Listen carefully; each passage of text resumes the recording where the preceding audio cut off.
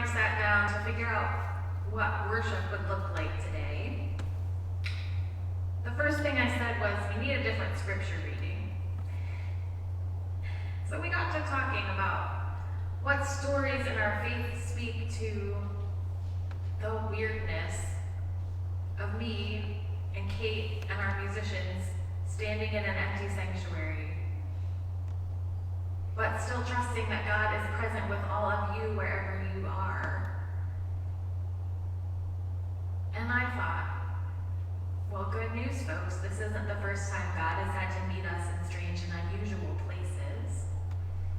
So our scripture reading this morning is from the book of Genesis, not Genesis, Exodus. That's the one after Genesis, if you're looking for it in your Bible. Our reading is from the Israelites' flight from Egypt. In this part of their story, Moses has come to the people of Israel. He has said to Pharaoh, "Let my people go." Pharaoh was not keen on that plan, and there were a series of plagues, and finally Pharaoh has said, "Fine, Moses, take the people and leave this place." But that was really just the beginning of the story. Now they had to get from where they knew to this new and uncertain place that God was going to show them. So our reading today is from Exodus chapter 13, verses 17 through 22, and continuing with chapter 14, verses 19 through 25. And this is a little bit about the Israelites' journey to get out of Egypt and into this new wilderness place. Scripture says, "When Pharaoh let the people go, God did not lead them by way of the land of the Philistines, although that was closer. For God thought, if the people face war, they may change their minds and return to Egypt. So God led the people by the roundabout way of the wilderness towards the Red Sea. The Israelites went up out of the land of Egypt, prepared for battle. And Moses took with him the bones of Joseph, who had required a solemn oath of the Israelites, saying, 'God will surely take notice of you, and then you must carry my bones with you from here.' And so they set out from Sukkot and camped at Etham, on the edge of the wilderness.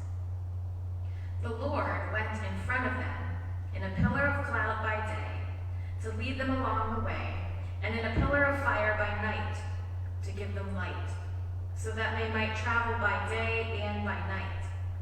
And neither the pillar of cloud by day nor the pillar of fire by night left its place in front of the people. The angel of God, who was going before the Israelites' army, moved and went behind them. And the pillar of cloud moved from in front of them and took its place behind them. It came between the army of Egypt and the army of Israel. And so the cloud was there with the darkness, and it lit up the night, and one did not come near the other all night. Then Moses stretched out his hand over the sea, and the Lord drove the sea back by a strong east wind all night, and turned the sea into dry land, and the waters were divided.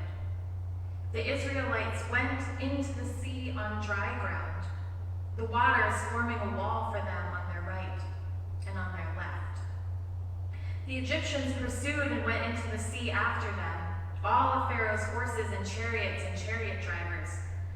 At the morning watch, the Lord, in the pillar of fire and cloud, looked down upon the Egyptian army and threw them into panic.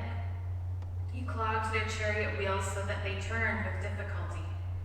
And the Egyptians said, 'Let us flee from the Israelites, for the Lord is fighting for them against Egypt.'"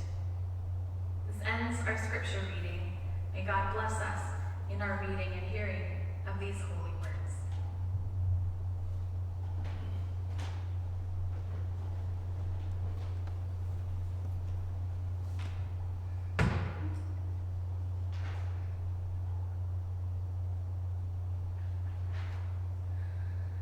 Please join me in the spirit of prayer.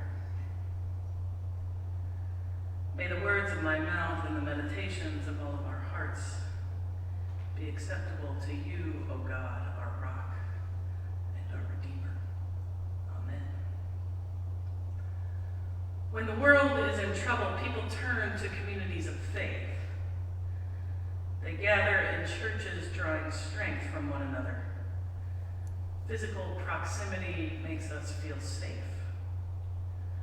The sacred space holds us. Unfortunately, that is not what this crisis calls for. The best and most loving thing we can do is to stay away from one another, which feels really odd. Though we have become a world where technology connects us with people all over the world, we often ignore one another when we are in close proximity. Think about how often you did this before we were all in quarantine, taking phone calls, checking emails, catching up on the news, all while someone is sitting right across from you, maybe while you're having dinner. But there is something heartbreaking about not being able to gather together in person during this time of crisis. But we have to remember that our faith is more than a sacred place to gather, and it's more than sitting next to one another on Sunday. Our faith is about our relationship with God and understanding God's relationship to us. In this morning's story, God delivers the Israelites from slavery in Egypt by leading them to the wilderness. Just like we are experiencing right now, the Israelites were experiencing uncertainty. In fact, they experienced so much uncertainty, if you know this story, that they eventually begged to go back to being slaves. At least that was predictable. We like to have a sense of control in our lives, but times like these remind us that it is not always possible. But what we can know is that God is with us. Just like God accompanied the Israelites, leading them with a pillar of cloud by day and a pillar of fire by night, God is with us. The Bible is our sacred story. It's a gift that gives us points of reference when we experience things we've never experienced before. The biblical stories remind us of God's love and presence when we are afraid. They provide us with hope and fuel our trust that God has not abandoned us. God is right here with us as we face this challenge, loving us the whole time. Even though we can't gather for worship or coffee hour or committee meetings or social gatherings, doesn't mean we have to be alone. It does mean we have to be creative and intentional. We have to reach out. We have to ask for help. If you think of someone, pick up the phone and give them a call or send them an email. Connect. And you also have a chance to spend some time with God in ways that you might not have before. Maybe consider reading the Bible every day, or retelling your favorite Bible stories with others. Pray. Talk to God. Tell God everything. Tell God what brings you joy. Tell God what is scary and overwhelming. And then spend some time in silence, listening. You might want to write, you might want to make art, you might want to create a space in your house that is your sacred space.